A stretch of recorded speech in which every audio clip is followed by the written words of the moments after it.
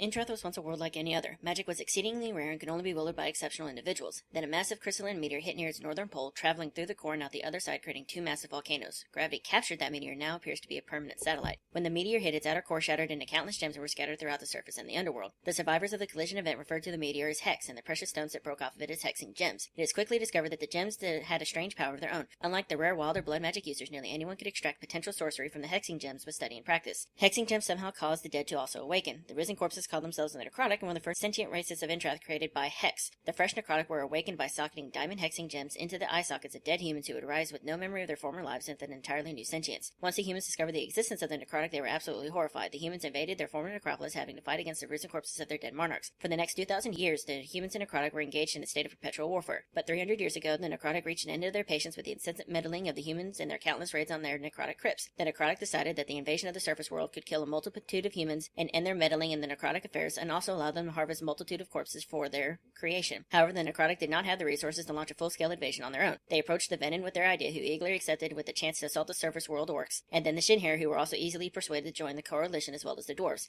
The underworld incursion was launched. A global war erupted, and the races of the surface world united in the ardent alliance to defend themselves against potential annihilation from the underworld. For 100 years, Entrath was shrouded in the smoke of war and the stench of decay from the fallen. After a series of victories to key strategic locations, it became apparent that the underworld forces were too much for the Ardent to fend off. In desperation, the great human King Ren sacrificed his life to defeat the massive underworld war party. Inspired by the bravery of King Ren, the elven primal Oberon chose a martyrdom that transformed him into a great and terrible spirit of nature. The underworld forces were then compelled to retreat or face obliteration. The Ardent and underworld armies then settled into a stalemate lasting for 200 more years, and is still counting. Though Entrath is no longer suffering from the ravages of an all-out war, there are still a number of rumblings and conflicts. Gnolls in the highlands are getting more aggressive, and tentacled creatures from the void have begun slithering through breaches. A sentient robot factory known as Slaughtergear has been leaving a path of destruction wherever it roams, and most troubling of all, there is pervasive rumors of flaming zombies with ruby gems embedded in their foreheads. And watching from the skies above it all, there is this peculiar second moon, called Hex, hanging in the sky, poised to reveal its true purpose.